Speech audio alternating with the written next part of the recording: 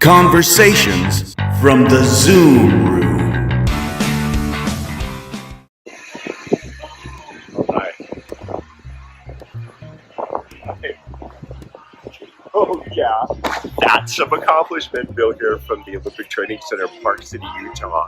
Speaking of accomplishment, we have an epic episode for you today, Women in Vision. Hope you enjoy it as much as I enjoy being part of it. Thank you as well to Vidisha Rudra, my co-host on this one.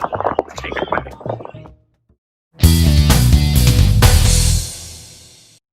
All right, so let's start with a round of introductions. I am Vidisha Rudra. I have been with Essilor for over 14 years. Currently, I am the Senior Managing Director for transitions that we sell through the Essilor channels. Enjoy what I do, selling transitions, selling Gen 8, and looking forward for a good rebound of the business for the second half of the year. I'm Bill Gerber. I'm the founder and CEO of OMG and Content Link. We focus on creating interesting practices and now a lot of software, patient experience software. So I love this industry. I love what I do, and I love the direction we're headed as an industry. So I'm pretty enthused about this whole rocket ship of an industry that we're all riding on right now. I'm Jennifer Lyerly. I'm an optometrist practicing in Raleigh, North Carolina. I practice at a small private practice called True Vision Eye Care, and I am buying into that practice later on this year. We're kind of starting the process right now. And I'm the co-founder of Defocus Media with Daryl Glover.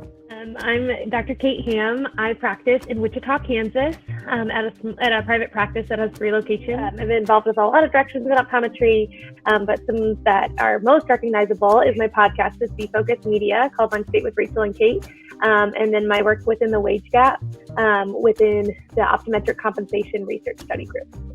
My name's Kat Yandel. I practice up in the Bay Area, just south of San Francisco and San Mateo, California.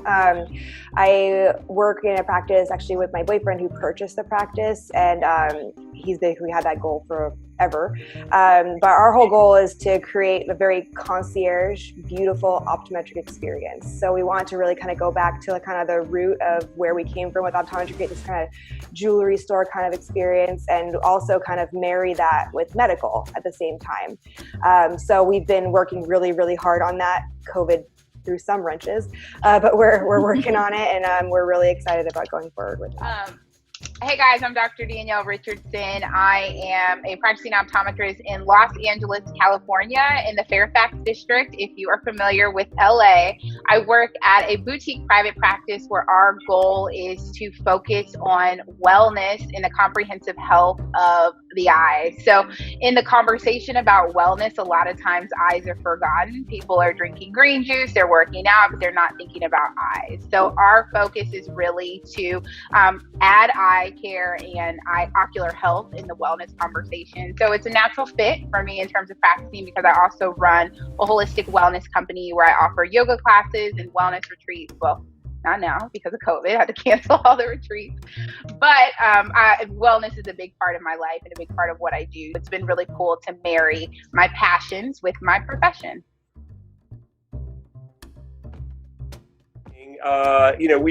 We want to find out about your experiences, okay?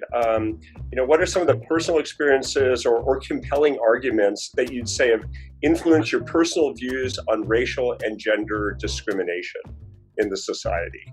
And we're jumping right into it, so go for it. I can start. So with all of everything that has kind of popped up lately that we've seen after the murder of George Floyd has not been one that I feel like has, it's not a new feeling for a lot of us. I have been really passionate in the world of equality for all races, genders, socioeconomic backgrounds, religions, pretty much sexual orientations. I really believe that there has been a bubbling that we have, that finally had enough people get fed up that it turned into a boil. So a lot of things that I've seen in my life, I have not witnessed firsthand, but have felt because of the people that I'm closest to have felt those feelings. And for me, I don't want any of them to ever feel that way. And feeling a 10th or even a 12th or a 100th of what they might have felt because of who they are just as a person, how they're how they're just look or how they feel or how they believe. It has just compelled me on so many levels to really be a person that amplifies their voices and be a person that advocates for them in the community. While I can't be them and be able to speak their voice, I really try to take the time to amplify those voices and be able to create within the community opportunity for equality there. My experience has been one of great passion and of great heartache, but also great wonder and hope and excitement. It's hard to kind of mix all those feelings together into one. I'm somebody that lives heart open, feelers up, and just kind of is constantly feeling the world. So that has been something where I have taken all of those things, all of those feelings in my heart with my feelers and brought it back to our community. Whether it's within optometry, whether it's in where I live, whether it's where I went to school, all of those things. Well, I'd like to share a little bit of a story that happened recently in my office. So my technician, who optometrists, we know, like that is your right-hand partner to get you through the day. So my technician, Crystal, she's African-American. And just last week, we were seeing an elderly patient. She had come in for her exam. My office is very close to the pre-testing room, so I can usually hear the conversations that are going on in there. And this elderly patient was asking Crystal a lot of questions, of course, about COVID. And then somehow it turned into questions about how dangerous it is out there. And why is it that Black people are killing each other and ruining our city during the protests? And I jumped up out of my desk seat. I was so offended and upset and ran over because I expected Crystal to be really upset. And what was she supposed to do with working at this patient? She's just trying to perform her job and she shouldn't be fielding these type of questions, right? And I come over to the door and wave to see if can I switch with you? Can I take over? And she's waves me off. And then at the end, when this patient's ready to be seen, she's so nice to this woman, works her up and everything. I was like, Crystal, I am so sorry. I wanted you to if you feel uncomfortable with things that people are saying to you, please trade with me. I have you, we're not going to let people make you feel uncomfortable. And she was like, oh, this stuff I'm so used to. It's not anything that I've taken the hard way. I know she doesn't mean anything by it and she's just asking questions, but I'm used to this. And that hurt me even more, that this is not a one-off. Yeah. She has been fielding these sort of questions and these kind of discrimination for years and years, probably at her place of work. This is not a single patient experience. And it's these kind of situations where you realize that your colleagues, your coworkers, your friends are dealing with a whole aspect of their day-to-day life that you're going around unaware of. And to them, that's normal. And it was crushing. Yeah, I think obviously as the only Black person on this panel, I have a different experience, just because I experience both racial and gender discrimination, together. But personally, I think one of the main differences between how Black people or even other minority groups are raised is that your parents kind of teach you how to deal with the world, and they kind of instill some certain things and values, and they teach you what to expect. And so to me, in my experience, my parents did a really great job of instilling in me the idea of, number one, what ignorance is, right? And truly to your staff members idea, the concept of it's unfortunate, but you really do just have to kind of shrug it off. People genuinely live in the dark, and it's not a worthwhile endeavor to try and entertain them. But also that all you can focus on is being exceptional and creating an environment that supports that for you. And the concept of you have to work twice as hard to get half as far is really true. And that's something that, we know.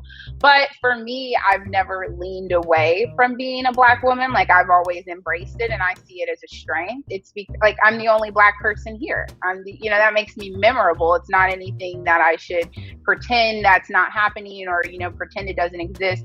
I'm from Indianapolis, Indiana, and I actually grew up in a pretty diverse experience for most of my life. But I went to predominantly white schools, and then I went to Indiana University for both optometry school and undergrad in Indiana, in Bloomington, Indiana, which is a small rural town. When you leave the college bubble, you are really, it is quite an awakening about what is really going on in the world, and how, race and gender and all these things sort of intersect with maybe people who don't have as much exposure to people of more diverse backgrounds. So, I think it's the moment now is great that a lot of these conversations are being had, but how I feel personally is like, this is really an opportunity in a moment of education and intra-community work. And it's not like a time for Black people to say, like, it's not my job to educate everyone about what it is to be Black or what it is to be an ally, or that's not, to me, that's not the responsibility I see in this moment. Unfortunately, racial and gender discrimination is just the name of the game. It's a part of this world that we live in. It's how this country was founded. You think about it, the land, like people were inhabiting this land before the Mayflower got here, and then another population of people were enslaved. So it is a mix, and that sort of that energy of dehumanization is just a part of American culture. And so I do think this is really a great opportunity for us as a country and for us as a people to kind of look at things a little bit more objectively, to take a step back and zoom out and see maybe where are our blind spots and what can we do to help kind of dissipate some of that racial and gender discrimination that is so prevalent in society. That brings us to the next question. Why do you think that in today's modern time, we still have, both racial and or gender discrimination in a very meritocratic society, where we think we have to recognize people based on their talent, on the skill sets, but why do we still suffer from discrimination? I think one of the things that I've been thinking about a lot in this is that I was one of the people who really, excuse my cat. So I have to say I was one of the people who I really had blindness to everything racial surrounding me. I did grow up in a very diverse place. I'm from Seattle. I would be maybe 25% of the population of my school, lots of Asian children, lots of Black children, lots of Indian children. It was very diverse. So I was really lucky that I got so much exposure. And then I kind of, like the West Coast, I feel is pretty good at kind of just melting pot together, So I got a lot of exposure to that. And then I just never really thought about what happens anywhere else or what happens outside the situations that I'm a part of.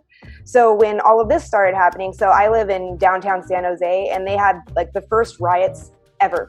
I live right across from City Hall, and there were literally burning vehicles. There were dumpsters on fire surrounding my apartment. I was terrified to come home, right? And then because of all the protests, they ended up closing our mall down as well. So literally my home, my workplace, nowhere felt safe. And I thought, well, that's terrible. Why would anyone want me to make me feel like that? And then the other thought I had was, well, it's because that's how they feel. It's how other people feel all day, every day. Maybe not all the time, but it's a feeling that I've never had to experience because I've lived a very sheltered and put together life, So I've been reflecting on that a lot, is that it never was brought to my attention as something I needed to pay attention to.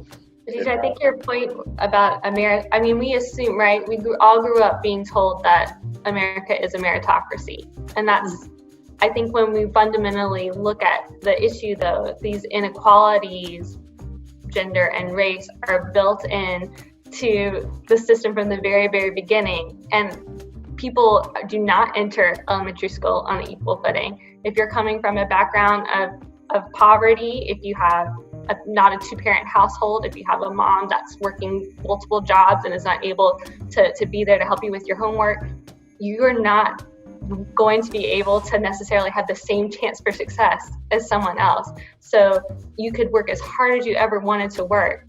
Do you truly have a fair and equal chance of getting to that next level? And I really think a meritocracy is is an ideal, but is not actually a truth of what America is at the moment. My personal background. So I grew up in India, and I came to this country as a, because it's a land of opportunity, and I have seen a lot of discrimination, gender inequality in India.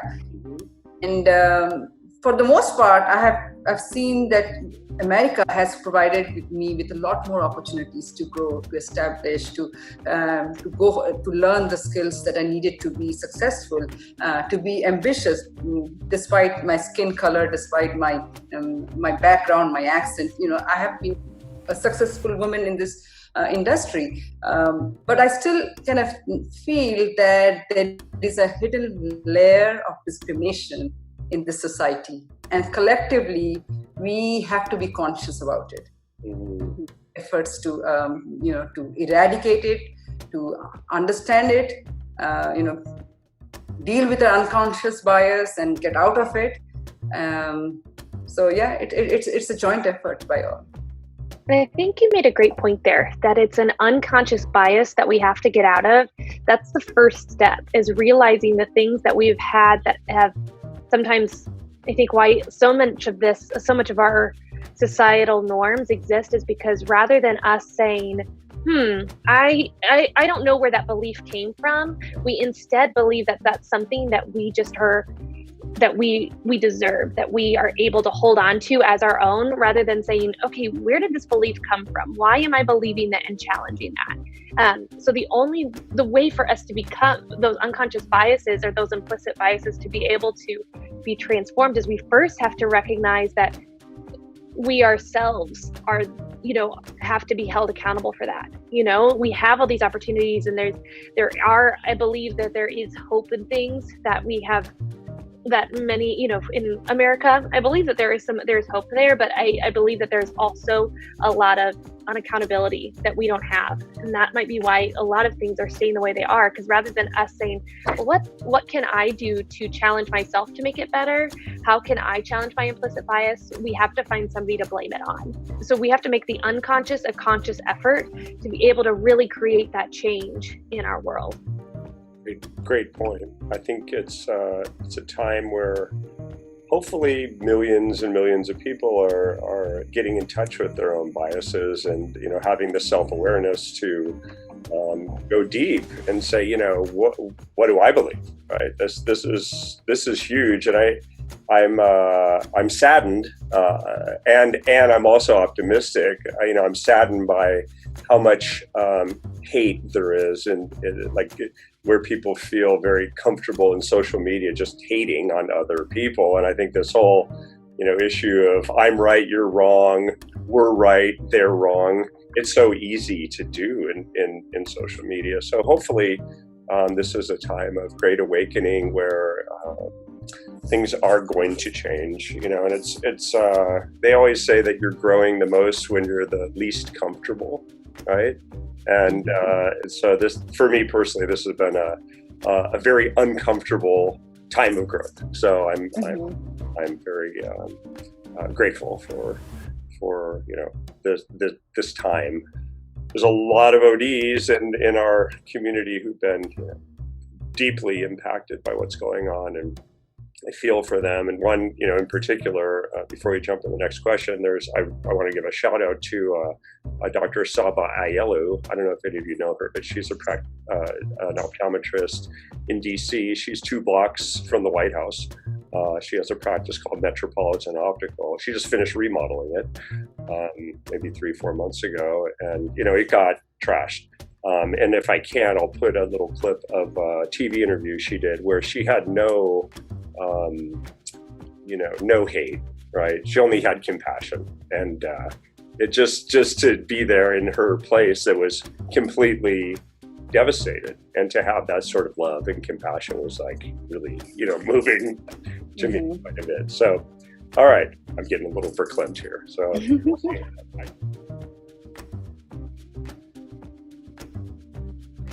I would love to hear from you guys. What made you go into this field? As a young child growing up, what was it about optometry that perked your interest? I actually, I stumbled into the profession. So I wanted to be a dentist actually for most of my academic career, because it seemed like it had a nice quality of life. You didn't have to be on call. It seemed like a really nice lifestyle. I knew a lot of dentists, and that was sort of the medical profession that I was pursuing. But the reality of dentistry is that it involves a ton of blood, which I didn't go to medical school because I don't like blood. So I always say it's a career I kind of stumbled into. I was in college. I was a sophomore in college, and I was a biology major, realizing I don't want to be a dentist anymore, and I don't want to go to medical school. What are my options? And it just kind of a light bulb went off. I'm Dr. Edwin Marshall, who's a really prominent OD. He's a former AOA OD of the year. He was actually speaking to us at IU, like our group of I had an academic scholarship. I was in an academic scholarship program, and he just mentioned in passing that he went to optometry school. And honestly, that moment it just clicked, and I was like, optometry, duh! I wear glasses, I wear contacts. My optometrist growing up actually was a Black woman, so I talked to her, and really for me it was a stumble into sort of path, but it really made sense because optometry is a profession and is a career that allows for you to have that good quality of life. You're able to make a great living, but you're also able to talk to people and help people, which is something that I wanted to do. So for me, it was kind of something I stumbled into. I didn't grow up wanting to be an optometrist. I kind of discovered it in college, but it was a natural fit, and I really, it's such a flexible profession that I think I'm really happy with the choice that I made. So my story is pretty similar to Danielle's. So I was elementary education. I thought I was going to be an elementary teacher since I was in elementary school. I just thought that's what I was going to do. And then I realized in my junior year of college, I was about to start into my blocks of teaching. So you go into schools and you do part-time teaching, and then you go into your full student teaching. So I was about to literally step into schools to start teaching kids. And I had a minor in astrophysics, which usually doesn't go with elementary education pretty well. So I was sitting in an optics course, and we talked about the eye a little bit, and I say it's like a frying pan moment. I'm a pretty faithful person, so like God hit me over the head with a frying pan. I'm like, hello, where have you been? This is what you need to be doing. So I actually switched my major the next day. It just felt right. I knew it was right. I called my cousin who's an optometrist and said, hey, I think I want to do this. And she goes, well, I've been waiting for a long time for you to say this. So my heart is always within pediatric optometry, just because that's where my kind of start came from, because I was able to help kids learn by being able to help them see. If a child can't be in a place where they're feeling visually ready for school, then they can't perform well in school. And I do a lot of work with learning disabilities in the visual processing system as well. So I kind of got to do everything that I loved, but every day is a new different challenge. I mean, my husband's a teacher. I have great respect for educators. Most of my family's there as an educator of some sort. But I just realized that the path that I needed was a little bit different. And optometry just made sense. There you go. You're also an educator in some sense because you're teaching people to see better. Right? Exactly. And I mean, I really get to use a lot of the things I learned in my patient education, a lot of the things. So that was it's a little perk that sometimes I feel like I do well at, and then sometimes I'm like, oh my gosh, I totally did not describe that well. So Yeah, that's profound. You can change a life, right? For the course of their life. I know my son had vision therapy when he was 10. It was my mom who found out that, my mom was like, there's something wrong, he can't see properly. And he had gone through vision screening, right? Gone through an eye exam, and she was emphatic and fortunately connected with a fabulous pediatric optometrist and changed the course of his life. He went from totally failing school, right, to being very confident. So thank you for what you do, you guys. How about you, Kat? How'd you get into it? I'm kind of a stumbler as well, Yeah. but I stumbled on it even later. So I graduated from undergraduate at Northern Arizona University with my major in biology with minors in chemistry and psychology. So I pretty much covered all my bases if I wanted to go into something healthcare, but I didn't know what I wanted. So I basically shadowed as many professions as I could across the board. I actually made the push to PT, and then I got rejected to all the schools. Thank God, because I would have hated watching people work out. But when I stumbled upon optometry, I was like, this is it. This is the thing, right? So I applied to optometry school with 8 hours of shadowing experience. And I was like, there's no way I'm gonna make it in. My OAT score sucked. But apparently my interview was good enough to push me through, because I was one of those people who I was never excited by anything. Everything was really boring to me because I was kind of pretty okay at everything. I wasn't like perfect at everything, but I was pretty good. So when I found something that was like, this is the thing, I was like, this is going to be it. So it was kind of that moment, right? You said you get hit over the head with a frying pan. I was like, this is the thing. I got to do it. I got to pursue it. So I went for it and ended up being like one of the top people in my class, surprisingly, and everything else. So it was just a perfect thing for me. Love it. My job. Yeah, so I went to college wanting to be a veterinarian. I loved animals, but specifically I wanted to be a racetrack veterinarian for horses. Nice. Very early on though, and this was around the time like Barbaro happened, I realized that was not like a very good emotional place for me to be, because dealing with death and horses getting hurt and having to be put down, like I cannot handle death very well, especially like animal death. So switching courses, and I started thinking about when I went to my optometrist back home, he was always surrounded by animals. He owned horses. He had a dog in the office. So this man came to work with his animals, went home, had animals, and I was like, well, why don't I just be an optometrist? Because he just loves hanging out with animals all day. And I realize now that is probably not how most people's offices run. But the great thing about optometry is if you wanted to have a practice where your dog hangs out front with you, you most certainly could, because we set Right. our own workspaces, which makes this career so awesome. I actually also stumbled upon this profession.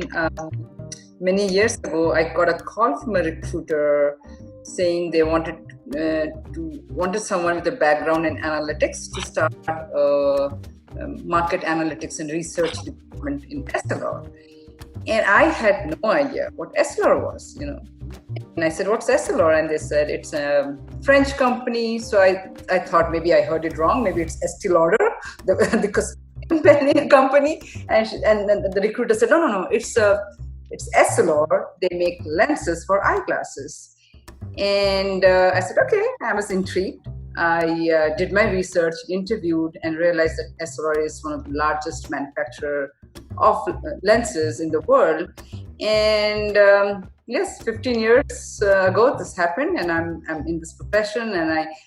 And as I was saying before, why I stayed on is because I feel like we are doing something better for the society. We are helping people, the world see better. So there is a social cause to what we do. And so I'm still in the industry. And what I love about this industry, as all of you do, we're constantly meeting new people, yet it feels like a family. We know each other, we care for each other, we have a great networking and relationship among all our customers, our manufacturers, and everyone.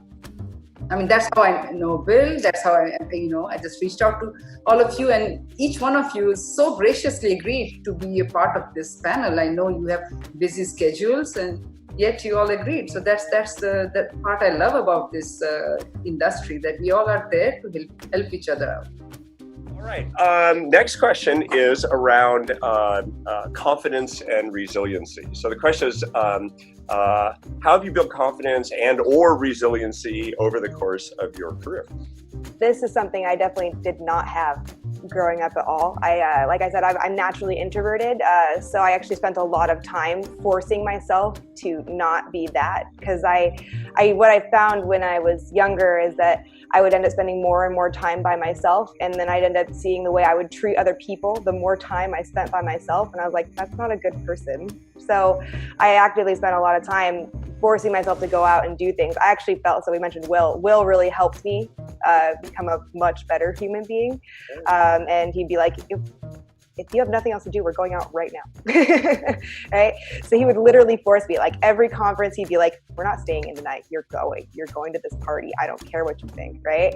And it's really helped me. And I think it was like a weird point where I was like, I didn't know how to talk to people like at all, like having a small conversation about like, how did your day go? I didn't know how to do those things. Right. So building my confidence, all that, I spent so much time like watching people and then trying to understand how do people do that stuff. And what I ended up finding is that really, to be honest, nobody really cares exactly all the different things that you say and do and everything else. What they want to see is that you're a good person and that you're trying your best to just be out there and be true to yourself, right?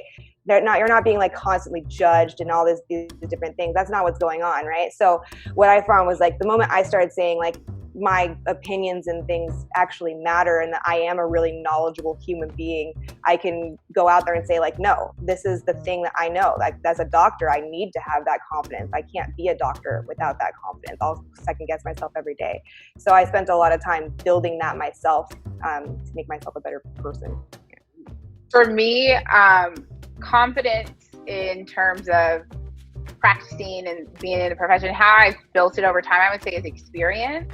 So in school, I never was the, I used to say this about myself all the time. Like, I'm not a straight A student. I'm a B+ student with an amazing personality. And that was like totally my, that's my thing. Like I'd rather go out than study. Like, I just felt like it's just as important, like who you know and making those connections. And that was always the most important thing to me. So I had a lot of confidence, like in terms of my interpersonal communication skills and my networking abilities. But as a doctor and as a clinician, I think especially in academic settings, you kind of feel like if I'm not the top person in my class, then I'm incompetent. And that was something that I had to kind of work through as I got more and more patient experience and realized like how good I actually am like at the clinical piece and building like those communication skills and that networking ability translates to patients too. Like it's not just colleagues. So for me, experience kind of taught me to build that confidence and, just being quite frank, working jobs I hated, understanding like this sucks and I don't want to do this for the rest of my life and I'm going to quit. Like, I don't want to do this. And having the, like being able to say that I believe and I trust and I have faith that there is something better for me than this because this is miserable. And being able to kind of make those leaps and make those jumps has built my confidence as well to a place where, I'm out of school for 5 years and I'm licensed in 3 different states. I've worked probably like 4 different jobs. It's super non-traditional, but by the time I got to LA, I could pretty much name my price and say what I wanted and say what type of place I wanted to work. I could demand, who my customers are going to be. And I was able to build the confidence that way because I knew how good I was as a doctor. And it really came from experience. It came from learning from my mistakes and my failures and from also just being honest and being true to myself, right? If I was in a situation that was not the best fit for me, leaving it and having the confidence and the trust and the faith to believe that there would be a better fit for me, and there always has been. I feel like I'm always opposite of you, or you were really confident in your interpersonal and social skills and you needed to build confidence from like, I know what I'm seeing, I know what I'm diagnosing. I felt super confident when I first came out of school that I knew clinically what was going on. Like there was nobody who was going to outstudy me, who was going to outread. I read every publication that came across that desk, cover to cover. Like I knew everything that I could possibly know. That was my goal. But if one patient, said something or expressed like a little bit of apprehension about seeing a young female optometrist, my confidence as a person was shattered. I had very little confidence in caring for them if they expressed apprehension that I was their doctor. And I found actually what really helped with this, because I think this is something that a lot of young female docs deal with, where patients say something like, well, how long is optometry school? You can't be more than out of high school, can you? And like they're saying to you, your patients are saying to you, I don't trust you. I don't think you know what you're doing. And you can either let that destroy you and kill you and think everybody is discriminating against me because I'm a young female, or you can kind of listen to what the patient's saying and embrace that and make it your mission to establish their confidence in you. And what I found was when I stopped taking it as a personal attack where I needed to defend myself, I know what I'm doing, and more of like, thank you so much. My wrinkle cream's working so good. I've just had the best day now. I'm going to feel great about myself the rest of the day. The patients would immediately start laughing and joking, and we just built this great relationship. And those conversations that started out that made me feel uncomfortable as a young woman seeing patients turned into my patients loving me. And at the end of the exam, sometimes they'd ask like, oh, what wrinkle cream are you using? I think I might want to try that. And it's like, oh, that's a joke, but like, I'll tell them a wrinkle cream.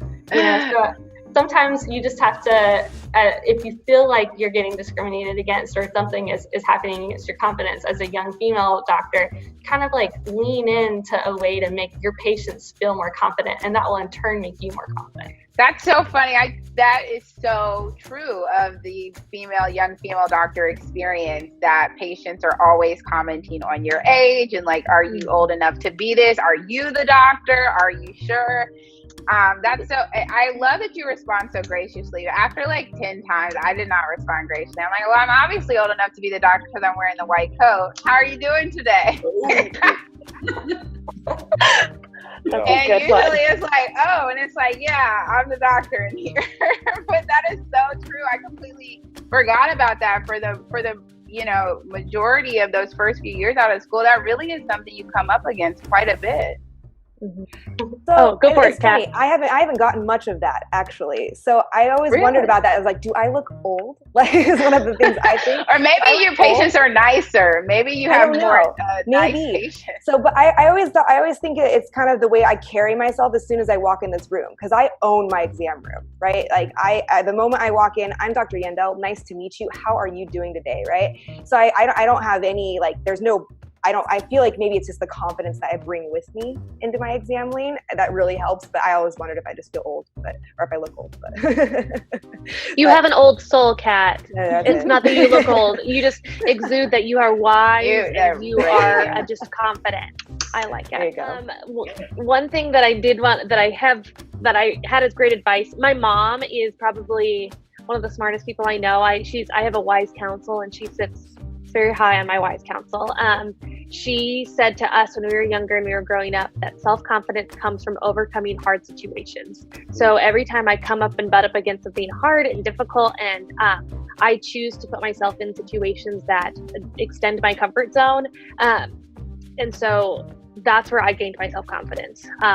And it's still growing in what I believe and what I can do and how I perceive myself. But I think each of these stories kind of allow us to see that it was a moment where it was like, I'm unsure, but I butted up against that and I overcame that difficult situation. And so I built that confidence. I mean, my mom told me this when I was like 6, and I was like, I could never ride my bike, and then she's like, self-confidence comes from overcoming hard situations. And I was like, but I can't. And then, to when I have difficult moments in my life, financially, personally, anything. I mean, any of those moments, self-confidence comes from overcoming those hard things. So piece of advice that I received that has helped me grow as a person a lot. There you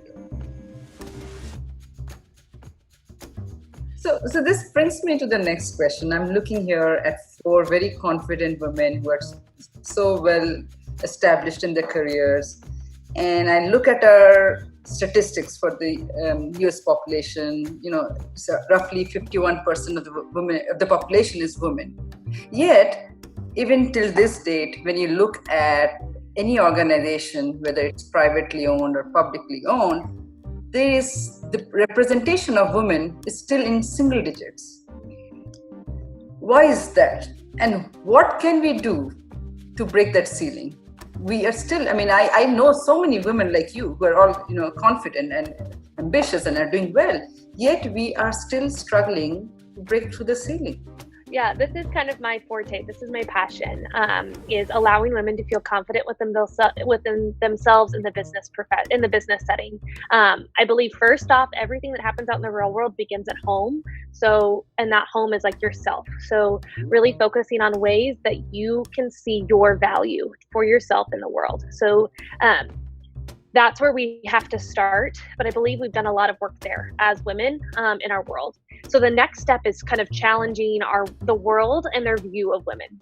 So I teach negotiation courses through the AAUW, as well as my kind of business partner and I also are working on a negotiation course that we use with women throughout optometry, as well as I just kind of help coach for negotiation for women and men, but mainly women within optometry and the outside business world. So when we discuss they're like, well, I want to do these things, I always discuss the double bind. So women have this double bind in their life, where we have these two competing ideals. They say, oh, women need to be more ambitious and women need to, find more things. Whereas when we look at that ambition, rather than seen as a positive trait, they're saying, oh, they are just greedy and they just want more and they're just trying to take things. Or, some woman comes in that's confident and knows what she wants. Oh, she's just bossy. She just wants to come over and take her, she just thinks she knows more than the rest of us.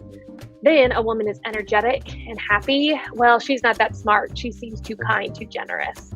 You have someone that's really smart and they're like, they can't be too kind. They don't have that interpersonal skills. Whereas I think you see all of us in this room, that's not the case. We are complex and nuanced individuals. So I think the beginning for us to be able to break that ceiling is to, first of all, be able to break that double bind. Being able to say a woman can be anything she wants to be. And that even means that she can be smart and she can be energetic. Within astrophysics, so my hair used to be bright blonde. And when I was in astrophysics, I was working on dark matter and quintessence in the universe. And my professor, when I dyed my hair blonde, all of a sudden started double questioning me, which I never thought would be a thing. But I all of a sudden realized, I was like, they now see me as a woman that is more cares about her appearance than cares about what she is studying. And that's not the case. I can care about if I want to dye my hair or curl it or keep it straight or put it up in a messy bun or not wear makeup or wear makeup or any of that, and still have a deep care for dark energy in the universe and how it plays within our planet. I think that there's a big disconnect there. The second thing I will say that, and this is definitely a little bit more edgy than a lot of approaches that women take. But one of the biggest things that occurs in a woman's life that does not occur in a man's life is having a child. And that is a woman's choice of whether or not she wants to have a child. But once she does, her body, literally creates another human and has to take a little bit of time to recover from that. So with that, and be able to bond with the child and everything there, it's making paternity and maternity leave the same amount of time and equally offered and accepted between professions. How many times is a man like, oh, I take off a week and I'm good, or a couple weeks and I kind of take off some days here or there, where a woman is more seen as she's the one that has to stay home. When we equal out that maternity and paternity leave, and as we look at the data, I've been really fortunate to be able to be a part of a lot of research groups to be able to look at the data. When we look at that and we equal those two out, the way the world views, first of all, taking maternity leave and paternity leave, as well as second of all, being able to look at the financial and the career pathway of success, it evens things out a lot more. Because rather than one gender carrying the load of that whole child rearing, childbearing time and the load of taking off time from work, it's split between the genders. While I will never say that a man needs to carry a child or anything of that nature, because biologically we all know that's not going to happen. But I think if we realize that the load of all of this, the way we have to approach taking that time off and being able to understand that the emotional and the physical home labor has to be equal between the two genders, is the way that we're going to make things different. And again, like I said at the beginning, the way this begins in a lot of places is beginning at home. So literally a book that I have right here, I'm using it to prop up my computer. If anybody needs a good resource, it's called Fair Play. It's by Eve Rodsky. It is phenomenal. Oh my gosh, it's so good. It's literally a step-by-step book on how to build and work out kind of your home labor as well as emotional labor and all those different things. So I highly recommend. It's just kind of funny that I have it right here set up. So, okay, done with all my rant. Go for it. I get on a soapbox with that one. So that's actually a very, very good insight into what you feel, because I'll add a little bit of context to it from my own personal experience. So, Bill knows that I travel almost half the time per month, right? Of course, not during COVID, but most times I'm every other week I'm traveling, meeting with customers, attending conferences. And I've had people come up to me and say, "You're so lucky you have a husband who manages your kids and when you're out traveling." And I'm like, why am I lucky? It is about sharing responsibilities. When he's traveling, nobody comes and tells me that, or nobody tells him how lucky he is that, his wife is at home and taking care of the children, right? So almost like, there is a different kind of weightage given to women in terms of what they're supposed to do versus what the male counterparts should be doing. So we need to kind of have that, equality, the balancing act. So I would love to read that book you showed. Someone who's dealing with this as a new time in my life right now, I'm really glad that you brought up, because I think now that I've had a child and I've got a 1-year-old daughter right now, I can see that my career, professionally, anything else I'm doing in the industry has slowed down quite a bit. And I think many women get to a certain point in their lives when they introduce this new part of their life.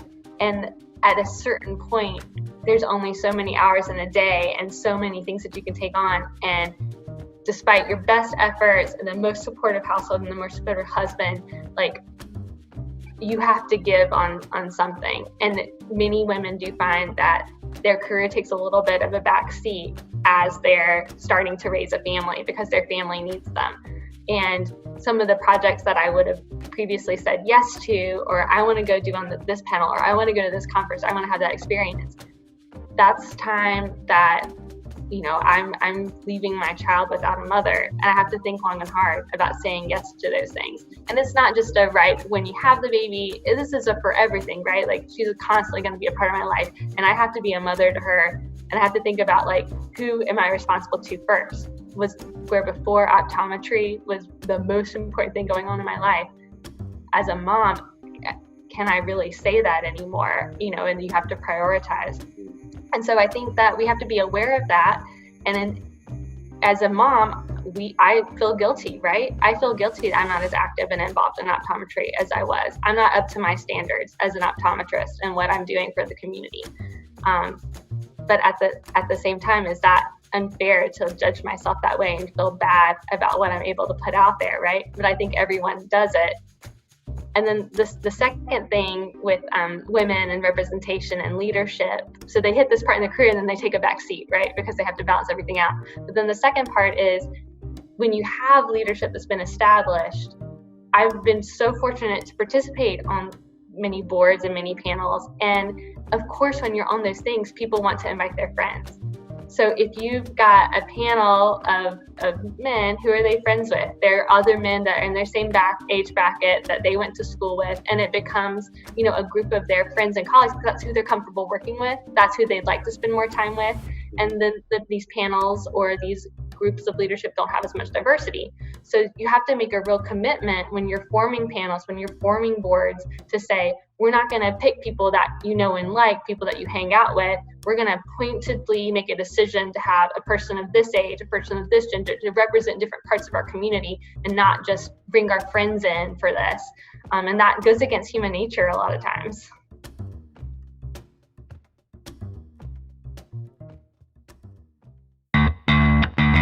Conversations from the Zoom Room.